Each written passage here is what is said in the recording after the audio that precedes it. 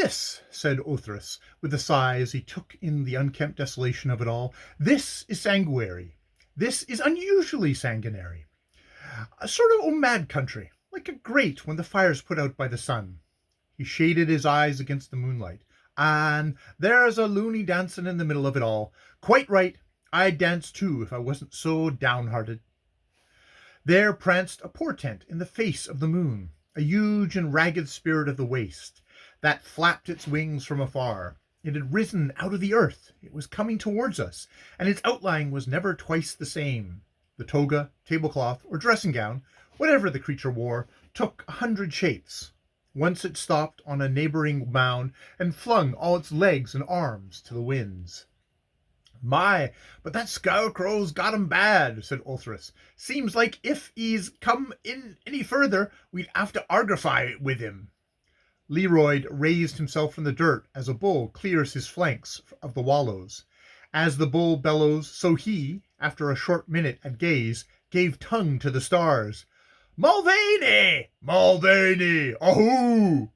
"Oh, then it was that," we yelled, and the figure dipped into the hollow, till, with a crash of rending grass, the lost one strode up to the light of the fire, and disappeared to the waste in a wave of joyous dogs.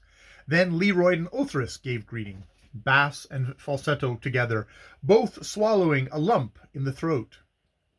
"You damned fool," they said, and severally pounded him with their fists. "Go easy," he answered, wrapping a huge arm around each. "I would have you to know that I am a god, to be treated as such, though, by my faith, I fancy I've got to go to the guard-room just like a privet soldier." The latter part of the sentence destroyed the suspicions raised by the former. Any one would have been justified in regarding Mlvny as mad. He was hatless and shoeless, and his shirt and trousers were drooping off of him. But he wore one wondrous garment, a giant cloak that fell from collarbone to heel, of pale pink silk, wrought all over in the cunningest needlework of hands long since dead, with the loves of the Hindu gods. The monstrous figures leaped in and out of the light of the fire as he settled the folds round him. Othrys handled the stuff respectfully for a moment, while I was trying to remember where I had seen it before. Then he screamed, "What have you done with the palanquin? You're wearing the linen." "I am," said the Irishman, "and by the same token the broidery is scraping my hide off. I've lived in this sumptuous counterpane for 4 days. Me son, I begin to understand why thine igers is no use. Without me boots and me trousers, like an open stocking on a girl's leg at a dance, I begin to feel like a niger man, all fearful and timorous. Give me a pipe and I'll tell on." He lit a pipe, resumed his grip of the two friends, and rocked to and fro in a gale of laughter. "Mlvny," said Othrys sternly, "'tain't no time for laughing. You've given Jock and me more trouble than you're worth. You have been absent without leave, and you'll go into the cells for that. And have come back disgustingly dressed, and most improper in the linen of that bloomin' palanquin. Instead of which you laugh, and we thought you was dead all the time." "Boys," said the culprit, still shaking gently, "when I've done my tale, you may cry if you like, and little Othrys here can trample my insides out. He done listen. My performances have been stupendous. My luck has been the blessed luck of a British army, and there ain't no better than that. I went out drunk and drinking in the palanquin, and I have come back a pink god. Did any of you go to Dursley after my time was up? He was at the bottom of it all." "I said so," murmured Leroyd. "Tomorrow I'll smash his face upon his head." "Ye will not. Dursley's a jewel of a man. After Othrys had put me into the palanquin and the 6 bearer men were grunted down the road, I took thought to mock Dursley for that fight. So I told him, go to the embankment, and there being most amazing full, I stuck my head out of the concern and passed compliments with Dursley. I must have miscalled him outrageous, for when I am that way the power of the tongue comes on me. I can bear remember telling him that his mouth opened endways like the mouth of a skate, which was through after Leroyd had handled it. And I clearly remember his taking no manner nor matter of offence, but giving me a big drink of beer. 'Twas the beer that did the trick, for I crawled back into the palanquin, stepped on my right ear with my left foot, and then I slept like the dead. Once I half aroused and began, the noise in my head was tremendous, roaring and a rattling and a pounding, such as was quite new to me. Mother of mercy, thinks I, what concertina have I had on my shoulders when I wake? And with that I curls myself up to sleep before I should get a hold on me. Boys, that noise was not drink, it was the rattle of the train. There followed an impressive pause. Yes, he had put me on a train, put me, palanquin and all, and 6 black assistants of his own coolies, with that was in his nefarious confidence, on the flat of a balstrick truck, and we were rolling and a-bowling along to Ben Ayres. Glory be that I did not wake up then and introduce myself to the coolies. As I was saying, I slept for the better part of a day and a night, but remember you that the man Dursley had packed me off on was of material trains to Ben Ayres, all for to make out me overstay my leave and get me into the cells. The explanation was an eminently rational one. Ben Ayres lay at least 10 hours by rail from the cantonments, and nothing in the world could have saved Mlvny from arrest as a deserter had he appeared there in the apparel of his orgies. Dursley had not forgotten to take revenge. Leroyd, drawing back a little, began to place soft blows over selected portions of Mlvny's body. His thoughts were away on the embankment, and they meditated evil for Dursley. Mlvny continued. When I was full awake, the palanquin was set down in a street. I suspicioned, for I could hear people passing and a-talking, but I knew well I was far from home. There is a queer smell upon our cantonments, a smell of dried earth and brick kilns with whiffs of cavalry stable litter. This place smelt marigold flowers and bad weather, and it was something alive came a blew heavy with his muzzle at the chink of the shutters. It's a village I'm in, thinks I to myself, and the parochial buffalo is investigating the palanquin. But anyways, I had no desire to move. Only lie still when you are in foreign parts, and the standing luck of the British Army will carry ye through. That is an epigram I make ut. Then a lot of whispering devils surrounded the palanquin. Take ut up, says one man. But who'll pay us, says another. The Mlvny's minister, of course, says the man. Oh, I says to myself, I'm a queen in my own right, with a minister to pay me expenses. I'll be an emperor if I lie still long enough, but this is no village, I found. I lay quiet, but I gummed me right eye to a crack of the shutters, and I saw that the whole street was crammed with palanquins and horses, and a sprinkling of naked priests and yellow powder and tiger tails. But I may tell you, Othris, and you, Leroyd, that all the palanquins ours was the most imperial and magnificent.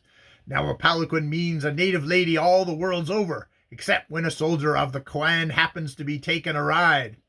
Woman and priest, says I, your father's son is in the right pew this time.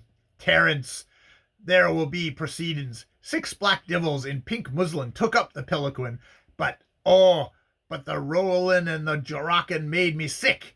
Then we got fair jammed among the palanquins, not more than 50 of them, and we grated and bumped like Queenstown potato smacks in a running tide. I could hear the women giggling and squirking in their palanquins, but mine was the royal equipage. They made wade for it, and, begad, the pink muslin men o' mine were howling, room for the Maharani of Golsita run. Do you know aught of a lady, sir? Yes, I said. She is a very estimable old queen of the Central Indian States, and they say she is fat. How on earth could she go to Ben Ayres without all the city knowing her palanquin? 'Twas the eternal foolishness of the nigger man. They saw the palanquin lying loneful and forlornsome, and the beauty of it, after Dursley's men had dropped out and gone away, and they gave it the best name that occurred to them. Quite right, too. For aught we know, the old lady was travelling incog. Like me, I'm glad to hear she is fat. I was no lightweight myself, and my men were mortal anxious to drop me under a great big archway promiscuously ornamented with the most improper carvings and cuttings I ever saw. Begad, they made me blush like a Maharani. The temple of Prithi Deva, I murmured, remembering the monstrous horrors of that sculpted archway in Benares.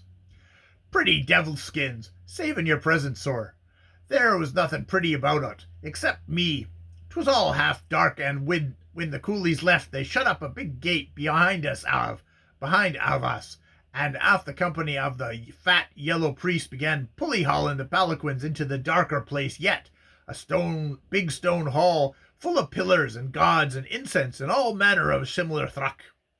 The gate disconcerted me, for I perceived I would have to go forward to get out, my retreat being cut off. By the same token, a good priest makes a bad palanquin coolie. Begad, they nearly turned me inside out, dragging the palanquin to the temple. Now, the disposing of the forces inside was this way. The Maharani of Gaurasitaram, that was me, lay by the favor of Providence on the far left flank behind the dark of a pillar carved with elephant heads. The remainder of the palanquin was in a big half circle facing into the biggest, fattest, and most amazing she-god that I ever dreamed of. Her head ran up into the black above us, and her feet stuck out in the light of a little fire of melted butter that a priest was feeding out of a butter dish. Then a man began to sing and play on something back in the dark, and 'twas a queer song. It made my hair lift on the back of my neck. Then the doors of the palanquin slid back, and the women bundled out. I saw what I'd never see again. 'Twas more glorious than the transformation at the pantomime, for they was in pink and blue and silver and red and grass green, wild diamonds and emeralds and great rubies all over them. But that was the least part of the glory. Oh, boys, they were more lovely than the like of any loveliness in heaven. Aye, their bare little feet were better than the white hands of a lord's lady, and their mouths were like puckered roses, and their eyes were bigger and darker than the eyes of any living woman I'd ever seen. You may laugh, but I'm speaking truth. I never saw the like, and never I will again. Seeing that in all probability you are watching the wives and daughters of most of the kings of India, the chances are that you won't, I said, for it was dawning on me that Mlvny had stumbled upon a big queen's praying at Benares. I never will, he said mournfully. That sight doesn't come twixt to any man. It made me ashamed to watch. A fat priest knocked on my door. I didn't think he'd have the insolence to disturb the Maharani of Golran Sitaram, so I lay still. The old cow's asleep, he says to another. Let her be, says that. 'Twill be long before she has a calf. I might have known that before he spoke that all a woman prays for in India, and for that matter in England, is to childbear. That's made me more sorry I'd come, me being, as you well know, a childless man. He was silent for a moment, thinking of his little son, dead many years ago. They prayed, and the butterflies blazed up, and the incense turned everything blue, and between that and the fires the women looked as though they were all ablaze in a twinkling. They took hold of the she-god's knees, they cried out and threw themselves about, and that world without end amen music was driven them mad. Mother of heaven, how they cried, and the old she-god grinning above them all so scornful. The drink was dying out in me fast, and I was thinking harder than the thoughts would go through my head, thinking how to get out, and all manner of nonsense as well. The women were rocking in rows, their diamond belts clinking, and the tears running out between their hands, and the lights were going lower and darker. Then there was a blaze like lightning from the roof, and that showed me the insides of the palanquin, and at the end where my foot was stood the living split image of myself, worked on the linen. This man here, it was. He hunted in the folds of his pink cloak, ran a hand under one, then thrust into the firelight a foot-long embroidered presentment of the great god Krshn playing on a flute. The heavy jowl, the staring eye, and the blue-black mustache of the god made up a far-off resemblance to Mlvny. The blaze was gone in a wink, but the whole scheme came to me then. I believe I was mad too. I slid the off shutter open and rolled out into the dark behind the elephant head pillar, tucked up my trousers to my knees, slipped off my boots, and tucked a general hood of all the pink linen of the palanquin. Glory be ut, ripped out like a woman's dresses when you tread on 'em at a sergeant's ball, and a bottle came with it. I took the bottle, and the next minute I was out of the dark of the pillar, the pink linen wrapped round me most graceful, and the music thundering like kettle drums, and I could have draft blowing round my bare legs, but this hand that did it, I was Krshn tootling on the flute, the god that the regimental chaplain talks about. A sweet sight I must have looked. I knew my eyes were big, and that my face was wax white, and that the worst I must have looked like a ghost, but they took me for the living god. The music stopped, and the women were dead dumb, and I crooked my legs like a shepherd on a china basin, and I did the ghost waggle with my feet, as I had done at the regimental theatre many times, and I slid across the width of the temple in front of the she-god, tootling on the beer bottle. "What did you toot?" demanded Othris the practical. "Me? Oh!" Mlvny sprang up, suiting the action of the words and sliding gravely in front of us, a dilapidated but imposing deity in the half-light. I sang, "Only say you'll be Mrs. Braggagan, don't say nay, charming Judy Callaghan." I didn't know me own voice when I sang. Oh, 'twas pitiful to see the women.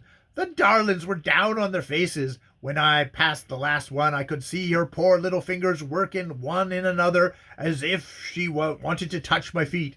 So I drew the tail of the pink overcoat over her head for the greater honor, and I slid into the dark on the other side of the temple and fetched up into the arms of a big fat priest. All I wanted was to get clear away, so I took him by his greasy throat and shut up the speech out of him. "Out," says I, "which way, you fat heathen?"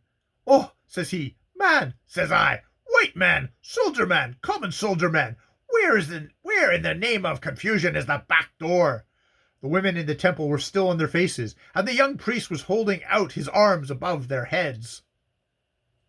"This way," says my fat friend, ducking behind a big bull god and diving into a passage. Then I remembered I must have made a miraculous reputation of that temple for the next 50 years. "Not so fast," says I, and I held out both my hands with a wink. That old thief smiled like a father. I took him by the back of the neck in case he should be wishful to put a knife into me unbeknownst, and I ran him up and down the passage twice to collect his sensibilities. "Be quiet," says he in English. "Now you talk sense," I says. "For what you'll give me the use of that most inelegant pelican, I have no time to take away." "Don't tell," he says. "Is it like?" Says I, "But you might give me a railway fare. I'm afar from my home, and I've done you a service. Boys, 'tis a good thing to be a priest. The old man never troubled himself to draw from a bank, and as I proved to you subsequent, he philandered all around the slack of his clothes and began dribbling 10-rupee notes, old gold mohars, and rupees into my hands till I could hold no more." "You lie," said Othris. "You're mad or sunstruck. Natives don't give coin unless you cut 'em out of 'em. Take nature." "Then my lie and my sunstroke is concealed under the lump of sod yonder," retorted Mlvny, unruffled, nodding across the scrub. "And there's a dale more in nature than your squidgy little legs have ever taken you to, Othris, me son. 434 rupees by my reckoning, and a big fat gold necklace I took from him as a remembrance, and it was our share in that business." "And he've give it to you for love?" said Othris. "We was alone in that passage. Maybe I was a trifle too pressin', but consider for what I had done for the good of the temple and the everlasting joy of those women. 'Twas cheap at the price. I would have taken more if I could have found it. I turned the old man upside down at the last, but he was milk dry. Then he opened a door in another passage, and I found myself up to my knees in Benair's river water, and bad smelling it is. More by token I'd come out on the river line, close to the burning ghat, and contagious to a crackling corpse. This was in the heat of the night, for I had been 4 hours in the temple. There was a crowd of boats tied up, so I took one across with I took one and went across the river. Then I came home across country, lying up by day." "How on earth did you manage?" I said. "How did Sir Frederick Roberts get from Kabul to Kandahar? He marched, and he never told how near he was to breaking down. That's why he was what he is. And now," Mulvaney yawned portentously, "and now I will go and give myself up for absence without leave. It's 28 days, and rough end of the Colonel's ton in the orderloom, any way you look at. But 'tis cheap at the price." "Mulvaney," I said softly, "if there happens to be any sort of excuse that the Colonel can in any way accept, I've a notion that you'll get nothing more than the dressing down. The new recruits are in, and—" "Not a word more, sir. It's as excuse as the old man wants. 'Tis not my way, but he shall have them. I tell him I was engaged in financial operations connected with the church." And he flapped his way to cantonments and the cells, singing lustily, "So they sent a corporal's file, and they put me in the guard-room for conduct unbecoming of a soldier." And when he was lost in the midst of the moonlight, we could hear the refrain, "Bang upon the big drum, bash upon the cymbals, as we go a-marching along, boys, oh! For although this campaign, there's no whiskey or champagne, we'll keep our spirits going with a song, boys!" And therewith he surrendered himself to the joyful and almost weeping guards, and was made much of by his fellows. But to the Colonel he said that he had been smitten with sunstroke, and had lain insensible upon a villager's cot for untold hours, and between laughter and goodwill the affair was smoothed over, so that he could, next day, teach the new recruits how to fear God, honor the Queen, shoot straight, and keep clean. That is the incarnation of Krishna Mlvny by Rudyard Kipling.